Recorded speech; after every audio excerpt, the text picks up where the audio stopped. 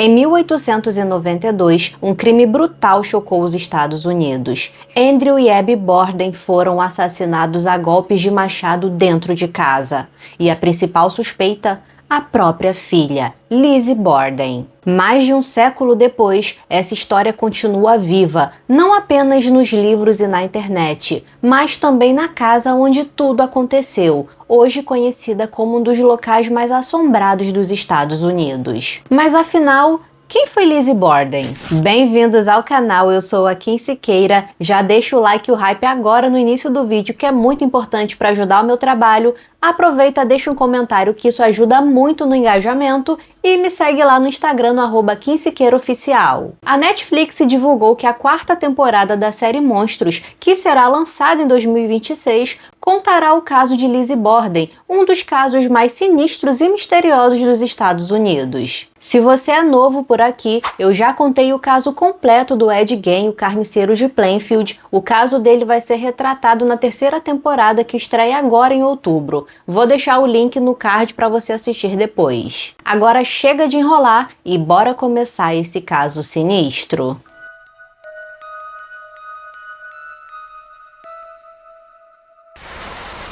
Para entender como tudo começou, precisamos voltar um pouco no tempo e conhecer a história da família Borden, o ambiente em que Lizzie nasceu e cresceu e que pode ter sido o estopim para um dos crimes mais brutais do século XIX. Andrew Jackson Borden nasceu em 1822, descendente de ingleses e galeses.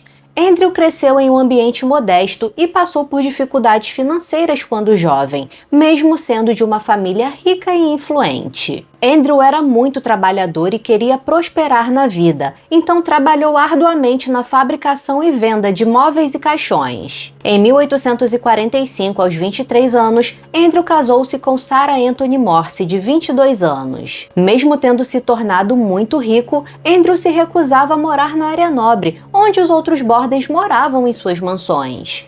Ele decidiu continuar morando na área mais humilde de Fall River, em Massachusetts. Em 1851, Andrew e Sarah tiveram sua primeira filha, Emma Lenora Borden, e em 1856 nasceu a segunda filha do casal, Alice Esther Borden. Mas, infelizmente, a pequena Alice faleceu de hidrocefalia antes mesmo de completar 2 anos. 4 anos após a morte de Alice, Andrew e Sarah tiveram outra filha, Lizzie Andrew Borden, nascida em 19 de julho de 1860. Os Bordens estavam finalmente vivendo uma vida feliz. Contudo, 3 anos depois, em 1863, uma perda familiar abalaria os Bordens para sempre. Aos 39 anos, Sarah faleceu em decorrência de uma doença no útero e na coluna. Estamos falando do século XIX. Na época, a medicina era precária, então era quase impossível diagnosticar corretamente uma doença e também não existia tratamento adequado para a maioria das enfermidades. Em seu leito de morte, Sarah fez sua filha mais velha, a Emma, prometer que cuidaria da Lizzie, que na época tinha apenas 3 anos, e do Andrew. Emma levou a sério essa promessa, afinal ela queria honrar o último desejo de sua mãe. Com apenas 12 anos, Emma tornou-se a matriarca da casa. Enquanto seu pai sofria pela morte da esposa, Emma assumiu a responsabilidade de cuidar da casa e da Lizzie. Lembrando que Emma era apenas uma criança, ela tinha 12 anos. Andrew se dedicava cada vez mais ao trabalho e aos negócios e negligenciou a paternidade, deixando as 2 filhas sem amor e carinho no momento em que elas mais precisavam. Ao mesmo tempo, Andrew ganhava cada vez mais dinheiro. Nessa época, além de fabricar móveis e caixões para vender, ele também possuía algumas propriedades pela cidade, além de se tornar diretor de várias fábricas têxteis e de um banco. Mesmo possuindo uma riqueza imensa, Andrew ainda morava com suas filhas em uma casa que não tinha encanamento, a mesma casa que ele adquiriu quando casou-se com Sarah. É dito que Andrew era um homem muito avarento, mão de vaca e fazia questão de cada centavo. Na época, somente pessoas de classe baixa não possuíam encanamento em suas casas. o que não era o caso da família Borden, que já tinha uma fortuna considerável. Em 1865, 3 anos após o falecimento de Sarah, Andrew se casou com uma mulher chamada Abigail Durfee Gray, mais conhecida como Abby. Abby era uma solteirona de 38 anos, o que não era bem visto na época. A sociedade não aceitava uma mulher chegar em tal idade sem ter se casado. Além disso, Abby era de família pobre, o que nos faz questionar que o casamento dela com Andrew talvez tenha sido por conveniência. Afinal, ele precisava de uma mulher para cuidar das filhas e da casa, enquanto Abby precisava de um marido. Abby tentou fazer o melhor que pôde pela sua nova família. Ela tratava muito bem a Lizzie como se fosse sua própria filha.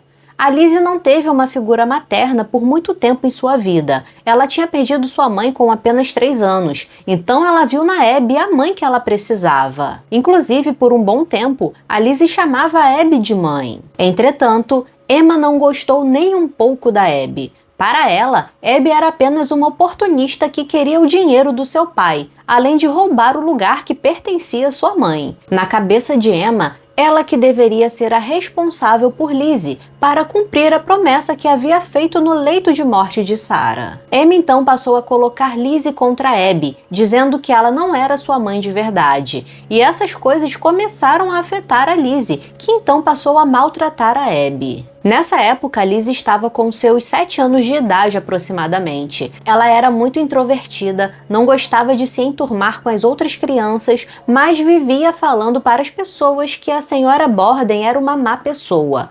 Ou seja, se referindo a Abby, pois ela não chamava mais a Abby de mãe, mas de senhora Borden. Os anos se passaram e a Emma e a Lizzie cresceram. Andrew estava satisfeito porque continuava tendo muito sucesso financeiramente. Em 1872, Andrew comprou a casa na Second Street, número 92, ainda em Fall River, Massachusetts. Andrew escolheu essa casa porque ficava próxima de seus negócios na rua principal. Mesmo sendo parte da elite da cidade, Andrew reformou a nova casa, mas se recusou a colocar encanamento e eletricidade. A casa, apesar de espaçosa, era considerada uma casa de classe média, algo incomum para alguém do status social da família Borden. A família tinha uma única empregada, uma mulher chamada Bridget Sullivan, de 25 anos, mais conhecida como Meg, uma imigrante irlandesa contratada por Andrew para fazer as tarefas domésticas. Lizzie e Emma estavam insatisfeitas com o estilo de vida que levavam. Elas queriam morar na parte rica da cidade, em mansões, como seus primos e tios. Queriam mais empregadas em casa, já que elas também tinham que fazer tarefas domésticas, mas o Andrew, por algum motivo, não queria. Liz e sua irmã frequentavam a igreja, e Liz estava sempre envolvida nas atividades da igreja, incluindo lecionar na escola dominical para crianças. Elas também tinham amizades com outros membros da alta sociedade de Fall River, como se fossem socialites. Mas, estranhamente, elas nunca tiveram um namorado ou noivo. É dito que todas as vezes que um rapaz se interessava por elas, o Andrew não permitiu o relacionamento, dizendo que o cara só queria o dinheiro da família.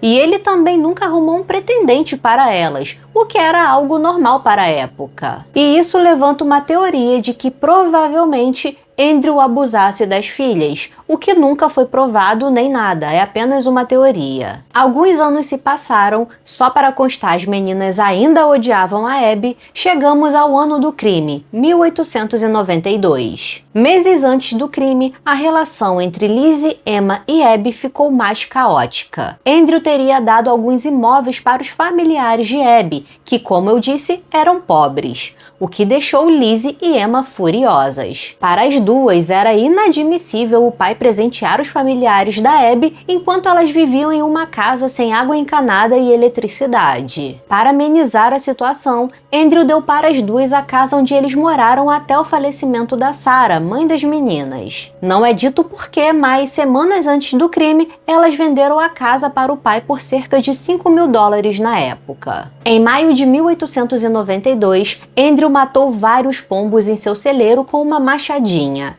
Esses pombos eram da Lizzie, que os tratava como se fossem animais de estimação.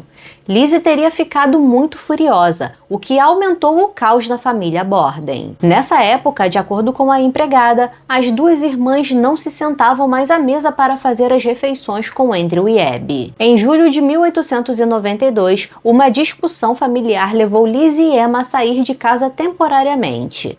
Elas passaram um período em New Bedford, mas retornaram para Fall River em agosto, uma semana antes do crime. Estranhamente, depois que as meninas voltaram para casa, toda a família e a empregada ficou doente, com problemas estomacais. Todas as fontes mencionam que a família Borden estava passando mal, mas não especificam se a Lizzie também estava. E já já vocês vão entender o porquê eu tô comentando isso. No dia 2 de agosto de 1892, Abby procurou o médico da família, o Dr. Bowen, e disse para ele que estava enjoada e com muitas dores no estômago. Ela também chegou a mencionar que estava com medo de que alguém tivesse envenenado a comida da família, porque o Andrew tinha muitos inimigos na cidade. Mas o Dr. Bowen disse para ela que era apenas uma intoxicação alimentar, provavelmente causada por alguma carne que eles haviam comido. Nessa mesma semana, a Lizzie teria ido até uma farmácia local para comprar ácido prússico, mas o farmacêutico não teria vendido porque ela não tinha prescrição médica. Ela disse para o farmacêutico que precisava do cianeto para limpar seus casacos de pele, o que levantou suspeitas após o crime, já que o ácido prússico não possui atividades antissépticas e é um veneno muito potente. Na noite do dia 3 de agosto de 1892, dia anterior ao crime, John Vinicum Morse, tio materno de Lizzie e Emma, chegou na casa da família Borden. E Andrew o convidou para passar alguns dias por lá, já que ambos tinham negócios juntos na cidade. Algumas fontes dizem que John foi até lá para discutir sobre a parte da sua irmã, a Sarah, na herança de Andrew. Nessa noite estavam presentes na casa o John, Andrew, Abby e a empregada. Lizzie foi passar a noite na casa de uma amiga chamada Alice Russell. Outras fontes dizem que a Lizzie estava na casa trancada em seu quarto e que não quis descer para ver o tio. De qualquer forma, na noite em que Lizzie passou com a sua amiga Alice, ela disse que estava com muito medo de que algo acontecesse com seu pai. Lizzie disse que tinha receio de que alguém fizesse algum mal contra ele ou até mesmo o matasse. Emma não estava na casa. Algumas fontes dizem que ela estava viajando e outras dizem que ela estava passando alguns dias na casa de uma amiga. No fatídico dia 4 de agosto de 1892, dia do crime, Andrew, Abby, John e Meg tomaram café da manhã juntos. Em seguida, Andrew e John foram para a sala de estar conversar, onde ficaram por aproximadamente 1 hora. John saiu da casa por volta das 8h48 da manhã para visitar uma sobrinha e retornaria para a residência dos Bordens ao meio-dia para almoçar. Por volta das 9 horas, Andrew saiu para verificar seus negócios nas redondezas, algo que ele fazia todos os dias. Ele ficava cerca de 1 a 2 horas no máximo fora e voltava para casa. Abby pediu para Meg limpar todas as janelas da casa por dentro e por fora, e em seguida subiu para arrumar o quarto de hóspedes onde John dormiu. Lizzie desceu para a cozinha onde Meg lhe ofereceu um café, mas ela disse que não queria comer nada porque não estava se sentindo muito bem. Andrew voltou para casa por volta das 10h30 da manhã, e ele não conseguia abrir a porta que estava travada por dentro. A Meg, que estava ocupada limpando as janelas, correu para abrir a porta para ele. Quando Meg abriu a porta, escutou Lizzie rindo no topo da escada. A maioria das fontes menciona que todas as portas da casa tinham travas internas, então subentende-se que Lizzie teria travado a porta e por isso estava rindo. Andrew perguntou a Lizzie onde estava Abby. Lizzie respondeu que Abby precisou sair porque havia recebido um bilhete de uma amiga que estava doente e precisando de ajuda. Andrew ainda estava se sentindo muito mal, então ele resolveu deitar no sofá para dormir um pouco. Meg também se sentia mal, então subiu para seu quarto às 10h50 para descansar um pouco. Por volta das 11h10 da manhã, Meg escuta Lizzie gritar: Meg, venha rápido! O pai está morto! Alguém entrou e o matou! Quando Meg estava chegando perto da cozinha, Lizzie a parou e não deixou que ela entrasse na cozinha e pediu para que ela fosse chamar o Dr. Bowen, o médico da família, que morava perto da casa dos Bordens. Mas o Dr. Bowen não estava em casa, então Meg retornou imediatamente e encontrou o corpo de Andrew no sofá. Andrew estava deitado no sofá. Seu crânio tinha sido destruído com 11 golpes de machado. Meg então questionou Lizzie onde ela estava quando Andrew foi morto. E Lizzie respondeu que estava no quintal quando escutou o barulho de alguém gemendo dentro da casa. Então ela correu para ver e encontrou Andrew morto no sofá. Lizzie pediu para Meg ligar para a casa da sua amiga Alice para pedir que ela fosse até lá. Enquanto Meg fazia a ligação, o Dr. Bowen e uma vizinha dos Borden chamada Adelaide Churchill, que percebeu a movimentação suspeita na casa, chegaram. O médico declarou que o Andrew estava morto e pediu para que Meg buscasse um lençol para cobrir o corpo. Mas, alguns instantes depois, Lizzie disse algo estranho. Ela disse que havia escutado a Abby entrando em casa e pediu para que alguém subisse até o quarto dela para verificar. Meg estava com medo de subir sozinha, então Adelaide subiu com ela. Mas assim que as duas estavam subindo as escadas, viram o corpo de Abby deitado de bruços no chão do quarto de hóspedes. As duas desceram as escadas aos gritos e avisaram ao Dr. Bowen e Lizzie sobre a Abby. Havia chegado na casa e estava ao lado de Lizzie no sofá. Assim como Andrew, Abby também foi atacada com uma machadinha 18 vezes na parte de trás da cabeça. A polícia foi chamada e uma investigação começou. Os ferimentos de Andrew sugeriam que o ataque havia ocorrido há pouquíssimo tempo, porque ele ainda estava quente e o sangue não estava coagulado. Os detetives estimaram que ele foi morto aproximadamente às 11 horas da manhã, e não havia sinais de luta, o que indicava que ele foi atacado enquanto dormia. Já Abby teria sido morta cerca de 90 minutos antes, pois o corpo dela já estava frio e o sangue coagulado. Abby teria recebido um primeiro golpe na lateral da cabeça, que a fez cair de bruços no chão. O assassino a atingiu mais 17 vezes na parte de trás da cabeça. Também não havia sinais de luta, o que indicava que Abby conhecia o assassino e foi pega de surpresa, já que ela estava de frente quando recebeu o primeiro golpe e não tentou se defender. Os policiais começaram a interrogar a Lizzie, mas suas respostas eram estranhas e contraditórias. Inicialmente, ela relatou ter ouvido um gemido e correu para dentro de casa para verificar. Depois, ela disse que não tinha ouvido nada e que só percebeu que tinha algo errado quando viu o corpo do pai. Os policiais perceberam que o comportamento da Lizzie não estava normal. Ela estava muito calma e fria para alguém que havia acabado de encontrar o corpo do pai, morto de uma forma muito brutal. Os policiais perceberam que não haviam manchas de sangue ao redor dos corpos, o que era muito estranho para uma cena de crime como aquela. Duas pessoas foram atacadas com machado, definitivamente não seria uma cena de crime limpa. Mas estranhamente, enquanto mostrava a casa para os policiais, ao chegar no porão, Lizzie disse para eles que havia uma bacia com água, sangue e roupas que pertenciam a ela, porque ela estava menstruada. E por mais bizarro que seja, os policiais só disseram ok, e não consideraram essa bacia como uma possível evidência. Os policiais também encontraram no porão uma machadinha com o cabo quebrado. Os policiais suspeitavam que aquela era a arma do crime, já que o cabo havia sido quebrado recentemente. Também havia cinzas e poeira na cabeça do machado que pareciam ter sido aplicadas recentemente para parecer que estava guardado há muito tempo. Sem falar que a machadinha coincidia com os ferimentos nas vítimas. Na noite que o crime foi descoberto, a polícia ficou vigiando a casa da família Borden, já que havia a possibilidade do assassino voltar para matar os outros membros da família. E um dos policiais disse ter visto a Lizzie descer até o porão com a sua amiga Alice, carregando uma lamparina de querosene e um balde de lixo.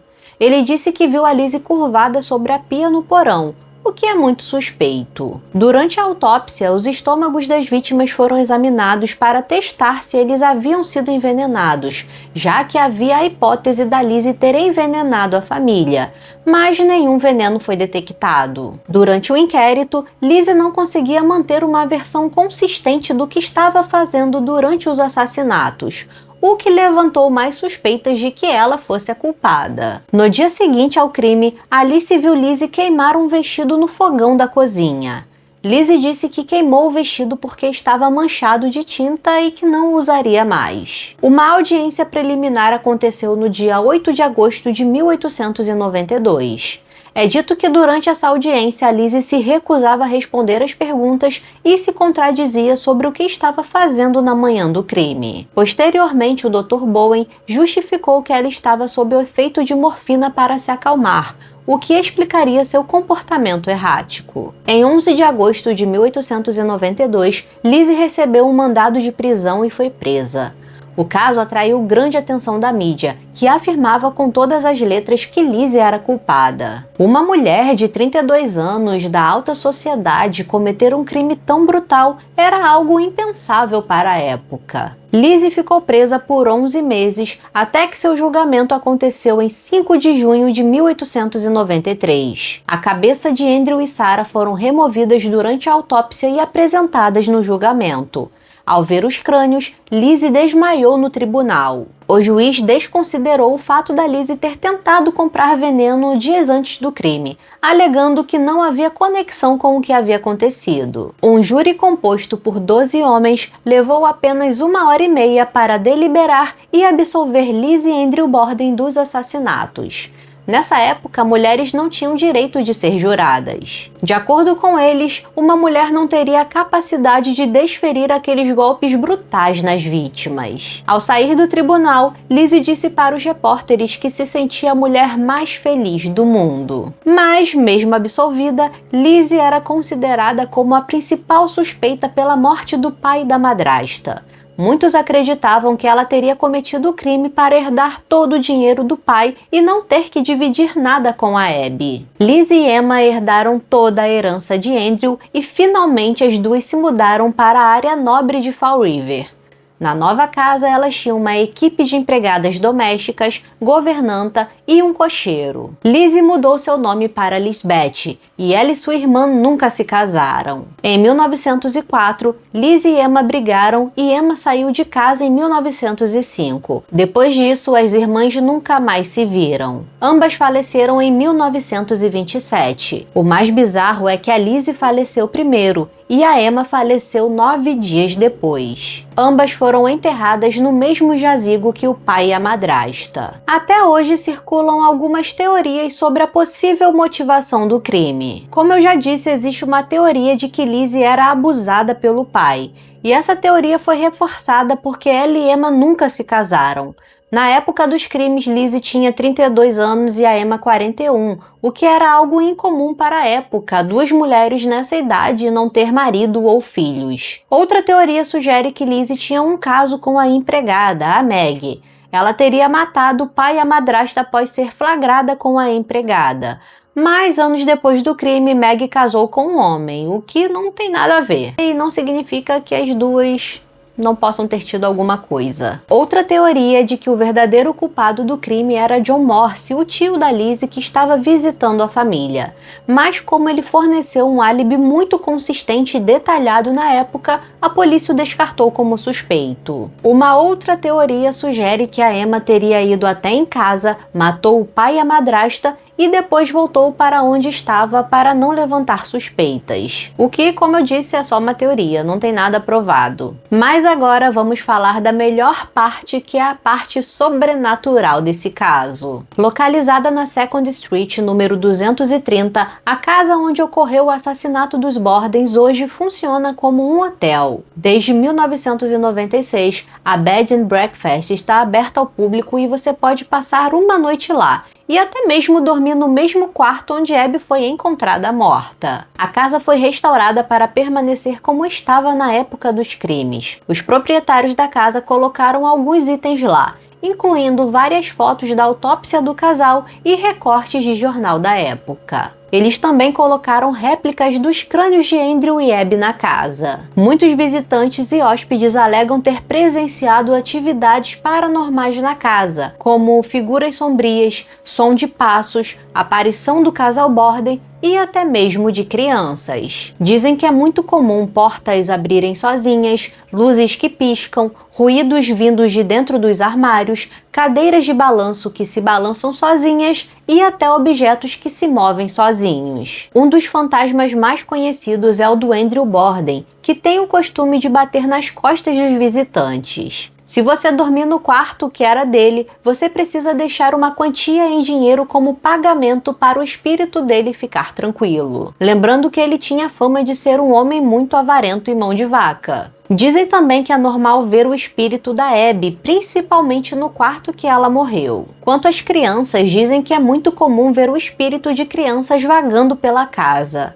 Essas crianças teriam morrido afogadas pela própria mãe em um poço que ficava ao lado da casa em 1848. Se você passar a noite por lá, provavelmente vai escutar barulhos de madrugada, como se crianças estivessem brincando na casa, incluindo o som de risadas. Dizem que essa atividade é mais intensa no quarto do sótão, que pertencia à empregada Meg. E aí, você teria coragem de passar uma noite nessa casa? Comenta aí porque eu quero saber se você é corajoso ou corajosa.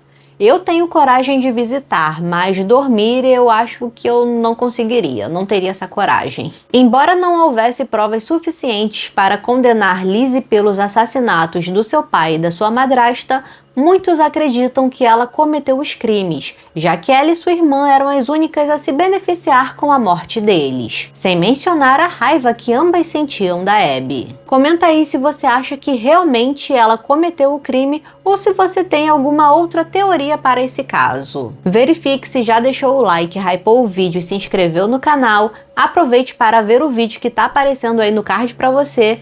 Muito obrigada por assistir e até o próximo caso sinistro.